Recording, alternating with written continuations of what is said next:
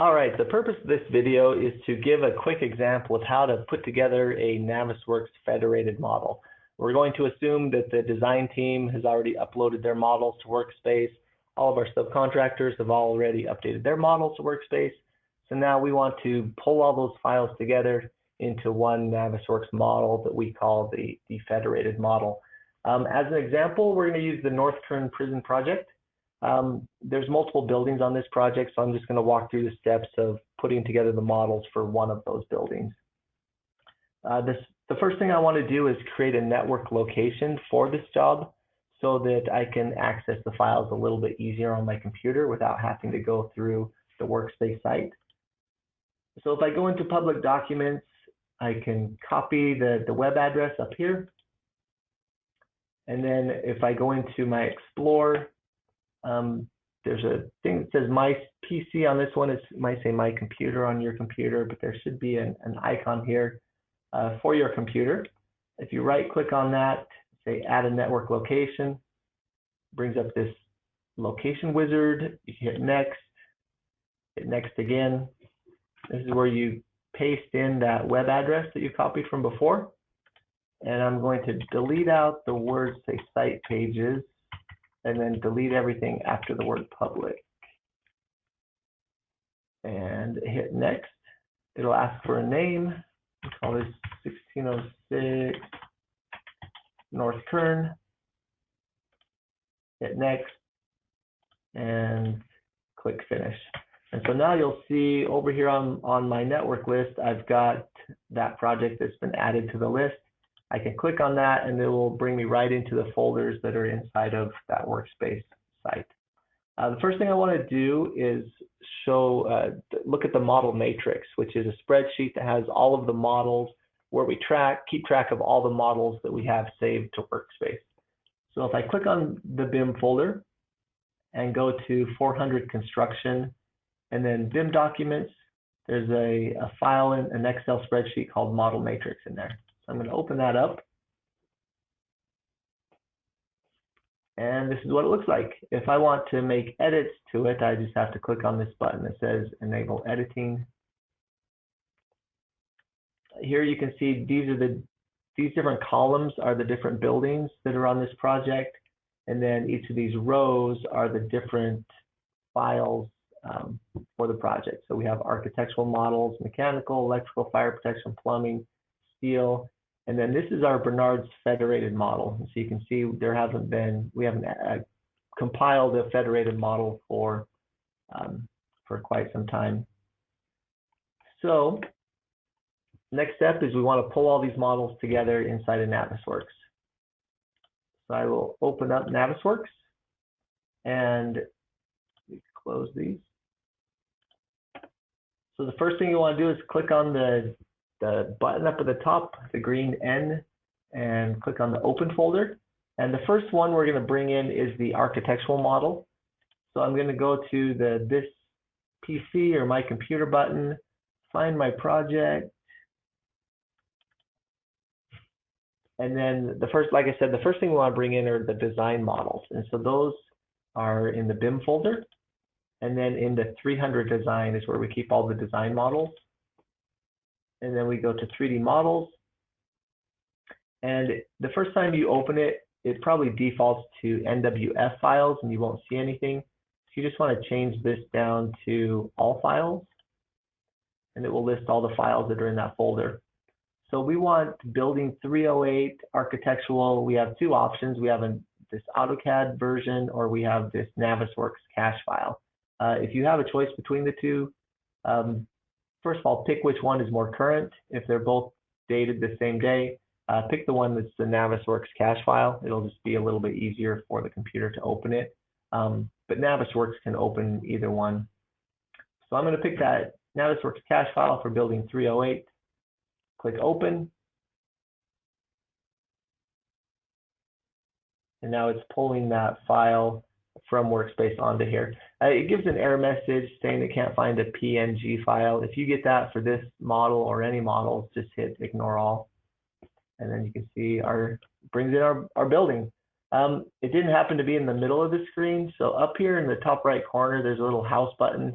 click on that, that should kind of zoom things in to make it a little bit easier to see on your screen. Now we want to bring in the subcontractor models and yeah, the MEP, fire protection, and steel.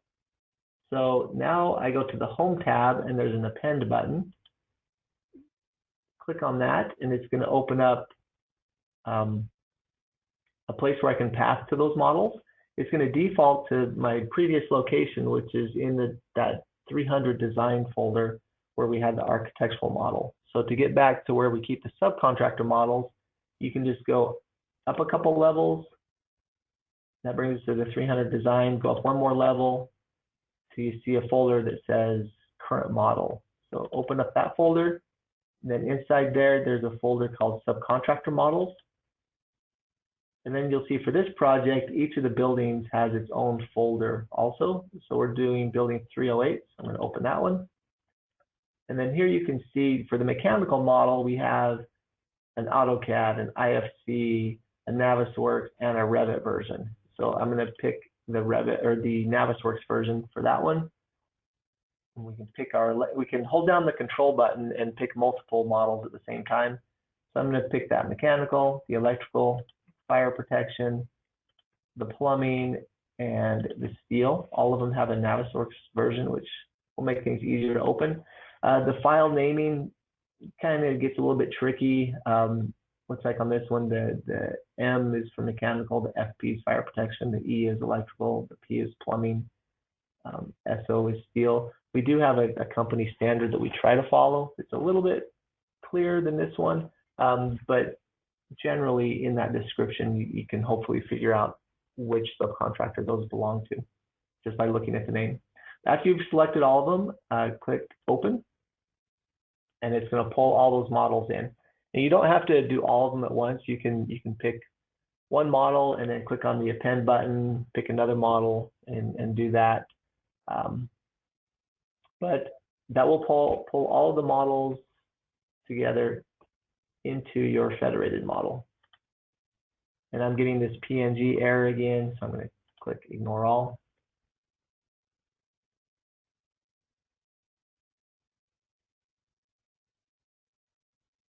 All right, so now we have all the models in there. If you want to view the models, you can click on the Home tab and then the selection tree, and that brings up the list of models that we have inside of here. And so we can compare that to our model matrix and say, yep, we have our architectural, we have our mechanical, we have our electrical, we have our fire protection.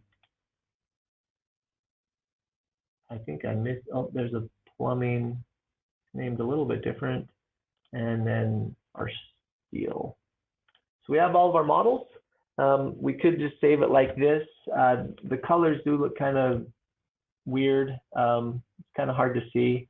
So one thing that I'll do is maybe clean up the colors a little bit so it's a little bit easier to see what's going on. So to change the colors, first of all, we want to click on the View tab or Viewpoint tab, and over here there's a button that says Mode. Make sure that's on Shaded. That makes the colors a little more solid, easier to see.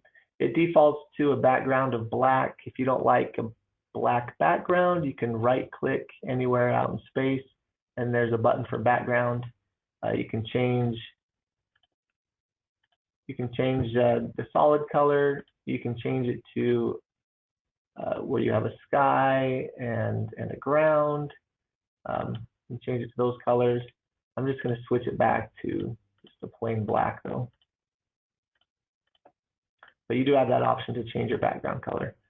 Now for these other models, let's change the architectural to light gray. And so to do that, under my selection tree, I use my right mouse button and I click on it and then say override item, override color.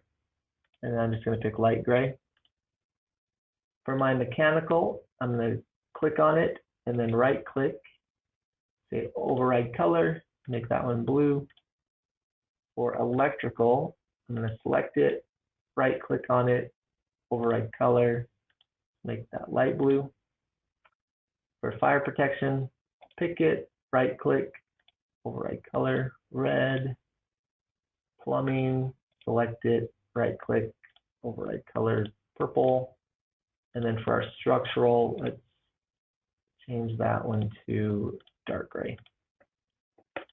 And then one other thing I like to do is change the ceiling colors. If you jump into the model, you'll notice that the ceilings are solid. And so if you're in a room and you're trying to look up at the model, you can't see through the ceiling. And when you're looking down, you can see the stuff that's above the ceiling, but not anything below it.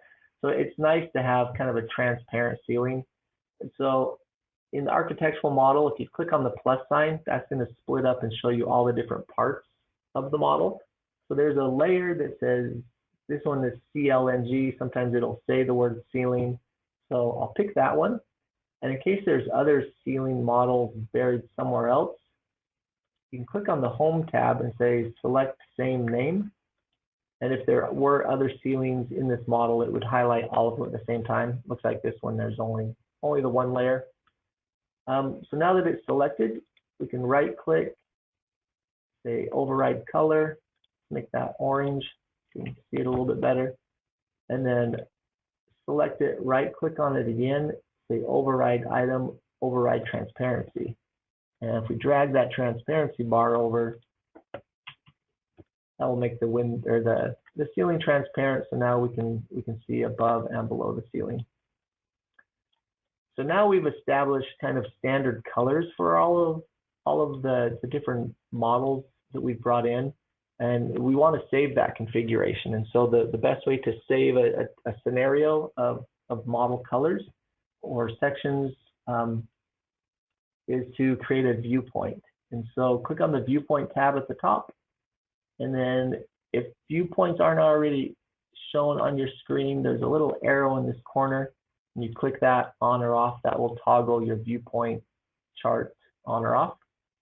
So we're going to right click in here and say save viewpoint.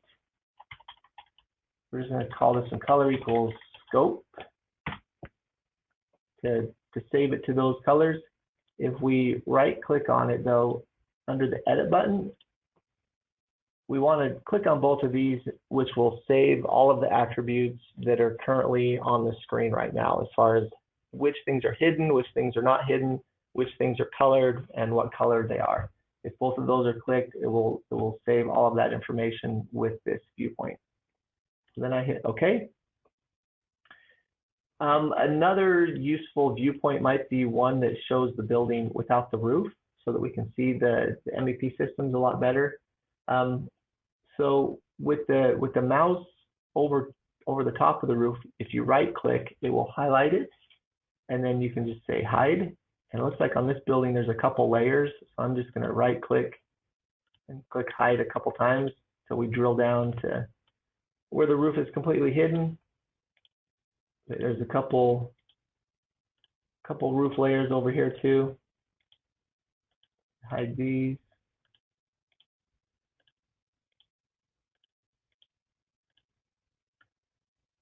All right, so now we have a scenario of the building where the roof is hidden. So over here in my viewpoints, I can right click and say save viewpoint, and maybe call this one, we'll call it without roof.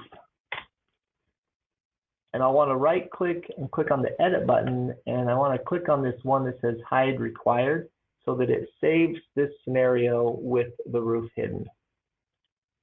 Click on OK.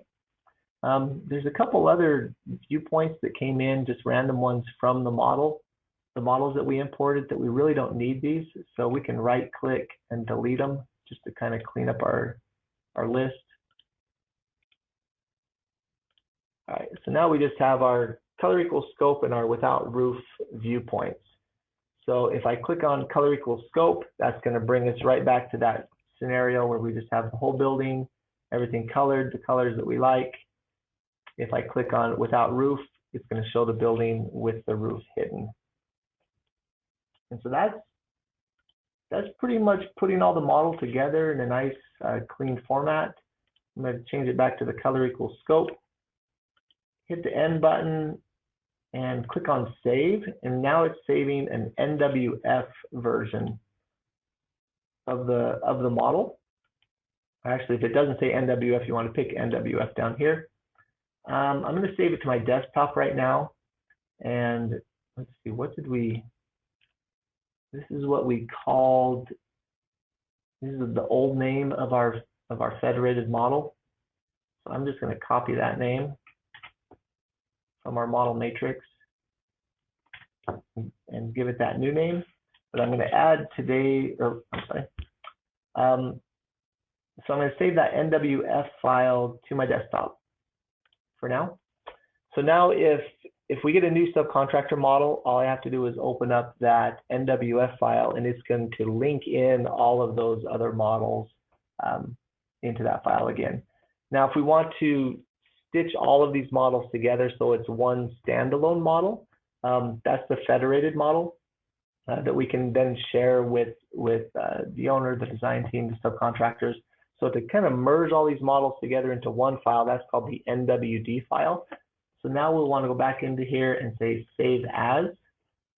And I keep it the same name as my NWF, but then this is where I add the date to it. So we'll add today's date, 2018, March 1st. And then we'll want to change this to your NWD. And we'll click save. Now you'll notice when you save it as an NWD, it switches it back to those default colors that are just not so appealing. So that's why it's nice having these saved viewpoints. So when you open up this model, when someone else opens it, all they have to do is click on that color equal scope to bring it back to those colors that we like better. Or click on the without roof to see what it looks like without the roof. So now we've saved a copy of the NWF and the NWD. Right now it's just saved to my desktop. The best place to save those though, the NWF file, that's going to be your working file. So you want to save that somewhere where other people can't mess with it. Maybe inside of your internal documents, there's a favorite spot in there where you keep your files. I don't recommend keeping it on your hard drive because if you lose your computer, if your hard drive becomes corrupt, you'll have to recreate that file all over again. So find a safe place for that. But the NWD file, that's the one that we want to save to the public for other people to access. So if we go into public BIM current model, at the bottom of this, you'll see this is the list of all of our federated models. So I'm going to add that one that we just created, which is this one, the 308 with today's date. I'm going to open it. I'm going to add it.